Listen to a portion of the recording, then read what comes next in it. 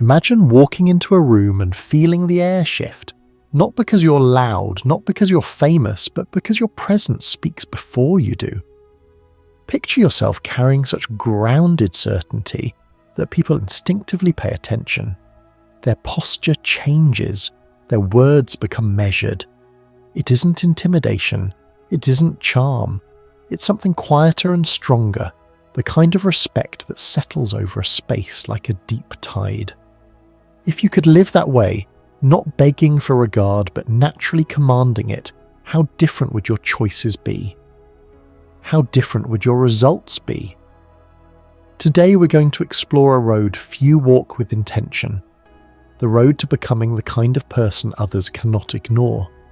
We'll pass through the ideas of Niccolò Machiavelli, a thinker so often reduced to clichés that the weight of his observations is missed entirely. He did not write to glorify cruelty, he wrote to describe patterns that govern how humans respond to strength, consistency, and consequence. By the end, you'll have one core principle you can carry into every room, every conversation, every decision, a principle that changes how respect is created, how it's kept, and how it anchors a life. Before we begin, take a second to subscribe, leave a like, and tell me in the comments where respect shows up as your biggest challenge. Work, family, friendships, or even the conversation you have with yourself. Share this with someone who needs a steadier spine and a calmer voice. What you're about to hear isn't designed just to impress you. It's designed to equip you. Let's start by cutting through the fog. Respect is not the same as being liked. Respect is not politeness or charisma or having the right friends. Respect, in its rawest form, is the acknowledgement of your weight in the world, your capacity to hold a line, to follow through, to protect what matters without theatrics. People can adore you and still not consult you. People can celebrate you in public and quietly step around you when real decisions are made. Respect is what keeps you in the room when outcomes are decided. It isn't loud and it isn't sugary. It's mineral, dense, simple, undeniable. Machiavelli's most repeated line, "Better to be feared than loved if you must choose," wasn't a license for cruelty. It was an X-ray of human nature. If admiration is not supported by a sense that your boundaries are real, admiration evaporates under pressure. What keeps respect from dissolving is not meanness. It's the clear understanding that your words mean something and that crossing your lines has a cost. Psychology echoes this. We are drawn to leaders who are steady, decisive, and able to make their no as meaningful as their yes. You don't have to be harsh to be taken seriously. You do have to be solid. Take a breath and turn this inward. In your daily life, why do people defer to you? Because they enjoy your company, or because they recognize that you're reliable, prepared, and not easily pushed around? When you speak, do others wait to hear what you'll say, or do they smile and proceed as if nothing was spoken? This has little to do with volume. Some of the most respected voices are quiet. It has everything to do with whether you've trained the world to expect alignment between your statements and your actions. Philosophers show up here like steady lanterns in a long corridor. Nietzsche, for all the ways he's misunderstood, talked about the force within us that wants to make shape out of chaos, the will to power, not as oppression, but as the impulse to impose form on your own life. Freud, from a different angle, noted how we gravitate toward authority figures who embody a mixture of reassurance and consequence. Modern research wraps a label around it. People follow those perceived as competent and consistent, especially under uncertainty. None of this requires aggression. All of it requires self-command. That's the first hinge. People do not grant you durable respect until you carry yourself as someone who respects their own time, their own word, their own standards. It starts with posture, but not the exaggerated kind. It's the posture of attention. It continues in the voice, not theatrical but grounded. It's in the eyes, present, not darting. It's in the habit of not over-explaining, not apologizing for existing, not qualifying every sentence until it collapses. We are creatures of cues. We infer authority from the smallest signals. You can train those signals. You can refine them without faking them. The aim is not performance. The aim is congruence. Machiavelli would remind us that appearance matters because humans judge from the outside in. That doesn't mean you become superficial. It means you become intentional. The way you dress is a promise. The way you enter a conversation is a contract. The way you follow up is a signature. If you habitually telegraph nervousness, if you negotiate against yourself before anyone speaks, if you fill silence with disclaimers, you're teaching others how to treat you. Change the lesson. Replace anxious speed with deliberate pace. Choose sentences that end cleanly. Let your pauses land. There's a gravity you gain when you stop leaking energy. But this isn't solely about surface. A strong presence without substance is a balloon. Impressive in the moment, easy to puncture. That's why we step from presence to principle. Machiavelli warned that leaders trapped in the need to be thought good in every moment inevitably betray their responsibilities. He didn't argue for evil, he argued for clarity. There will be times when kindness means saying no. Times when loyalty means telling the truth no one wants to hear. Times when generosity means ending a pattern that's hurting everyone, even if it earns you a bit of temporary frost. If your self-image requires universal approval, your boundaries will dissolve precisely when you need them most. Consider your own life. Where are you buying peace with self-betrayal? Where are you letting convenience masquerade as compassion? A person who cannot bear the discomfort of disappointing someone cannot hold the line. And if you cannot hold the line, you will not be respected where it counts. This is not an invitation to become harsh, it's an invitation to become exact. History gives us models. Marcus Aurelius governed an empire with a philosopher's restraint and a general's resolve.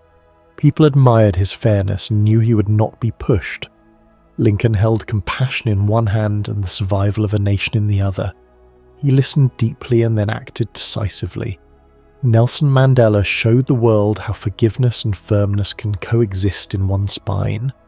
He could shake hands with his former jailers and still refuse to surrender the dignity of his people. Their common thread wasn't cruelty, it was composure. They were not easy to move. This has a name in leadership science. People grant authority via two channels: prestige, the respect for knowledge and wisdom, and dominance, not in the sense of oppression, but in the sense of unmistakable capacity to act. The rarest leaders combine both intellect and consequence, empathy and edge.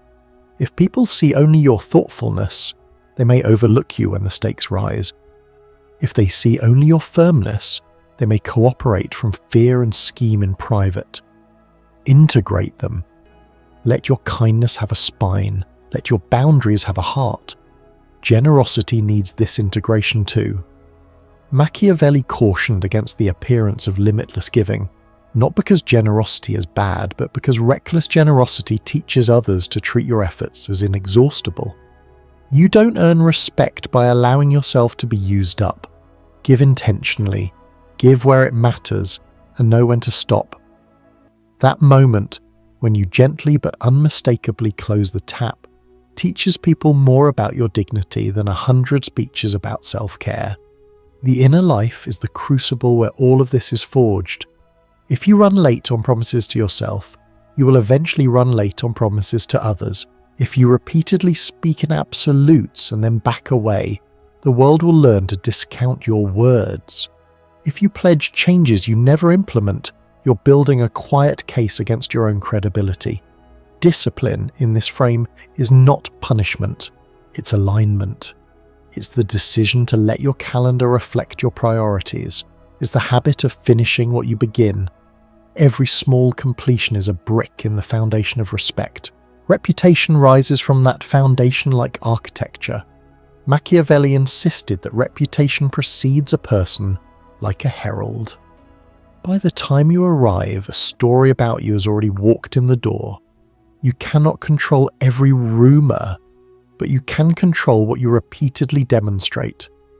Reliability becomes a rumour, so does indecision, so does integrity, so does moodiness. Ask yourself, if someone hears your name in a room you've never entered, what 2 words do you want them to whisper? Build toward those words on purpose. Consistency is one pillar that holds this architecture. If your inner compass swings wildly, people learn to keep their distance. Yet paradoxically, total predictability weakens you because manipulators thrive on mapping your reflexes. This is why well-timed unpredictability matters. If you usually say yes, let a firm no arrive when the situation calls for it. If you usually speak sparingly, let a precise statement arrive at the moment of fog. These contrasts keep the system honest. People stay attentive when you're not a script. Consequence is the next pillar. A boundary announced and then ignored is an invitation to be ignored. You do not need to threaten. You do need to act. If you say you won't answer messages during deep work hours, then don't. If you set a deadline, meet it. If you say a behaviour ends today, end it today. You'll be surprised how quickly respect grows when your words and your world match. Silence is the final pillar in this tier. Words can dilute themselves with excess. Silence, carefully used, multiplies meaning. You don't have to explain every decision. You don't have to justify every preference. Let your choices speak. Let curiosity work for you. Mystery is not manipulation, it's restraint. When you leave space, people project strength into it, so long as there is substance beneath. All of this raises a caution Machiavelli knew well. Avoid hatred. Hatred is what grows when power is used to humiliate rather than protect, when firmness becomes cruelty, when a boundary becomes a weapon. The goal is not to make people small, the goal is to make your standards clear. Respect that is tangled with resentment cannot endure. Respect that's braided with fairness can. Watch the turning points of your life for the signals that shape legacy. Courage is a better teacher than hesitation. People forgive a clean mistake faster than they forgive chronic doubt. When your moment arrives, a public talk, a crucial conversation, a job decision, a private turning, choose a sentence you can stand behind and let it land. Your future self will thank you for behaving like someone trustworthy. Now we lift our eyes past the immediate. There's respect that dissolves the moment you leave, and there's respect that lingers after you exit. A story that keeps telling itself in rooms you'll never visit. Machiavelli cared about that second kind. Legacy isn't marble statues. Legacy is the tone that enters the room when your name does. Alexander's conquests faded, yet the imagination of his relentless appetite remains. Socrates owned nothing most of us crave, yet he wore his commitment to truth so completely that centuries later his name still rings. What carries across time is not the volume of your life, but the clarity of it. Clarity requires discipline. Marcus Aurelius wrote to himself because he knew power corrodes focus. He needed reminders to stay simple, steady, and in service to what matters. You can do the same without an empire. A daily practice, 10 minutes with a notebook, a brisk walk without your phone, a line you repeat to recenter, builds the musculature of self-respect. That self-respect leaks outward as presence. The old word that threads through Machiavelli's work is virtu, less virtue as moral niceness, and more a blend of courage, skill, judgment, and adaptability. It's the force that meets fortune halfway. Life will always throw weather at you. Wind, squalls, blue sky, sudden cold. Virtu is the seamanship that keeps you off the rocks. You don't control the sea. You do control the wheel, the sails, the angle you take. People respect captains who can steer. Adversity is where your respect deepens or dies. Anyone can look impressive when things go smoothly. What people remember is whether you stayed composed when they didn't. Winston Churchill is invoked so often that he risks becoming abstract, but the truth is plain. His sentences steadied a country because his spine steadied his sentences. You don't need a nation to practice that. You need a day that doesn't go your way and a decision to remain who you said you were. Everything we've explored funnels into one decisive truth. There is a form of respect that depends on performance, applause, and constant proof. It's loud and it's exhausting. And there is another form that grows out of mastery of the self.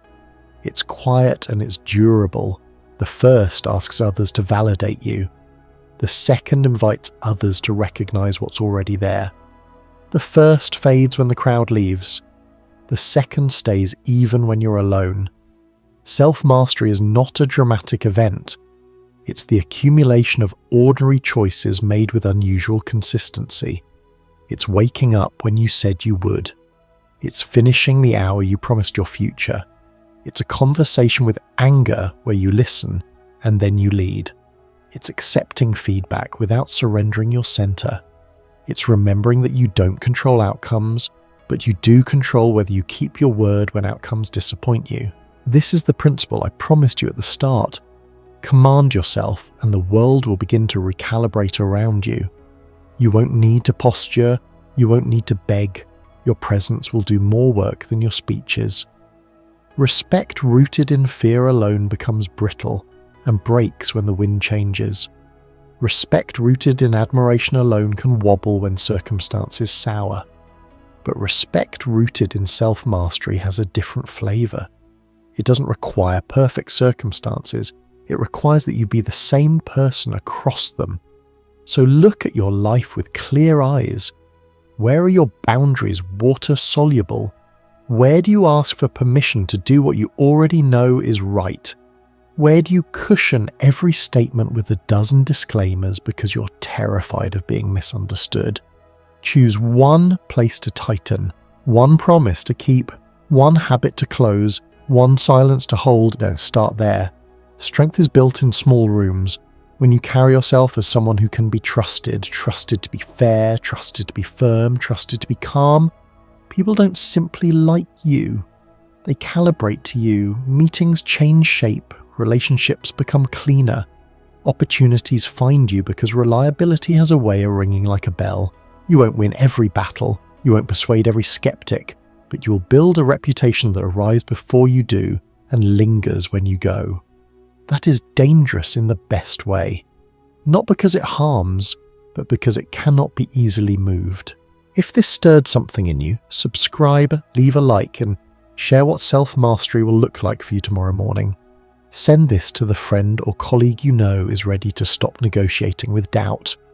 You don't need a title to earn respect. You don't need a throne to act with dignity. Begin with your posture, your pace, your word, your boundaries. Begin with the room you're already in. Begin with the person you already are, refined by the person you intend to become. Do that, and respect will stop being a favor people give you and start becoming the natural echo of who you are.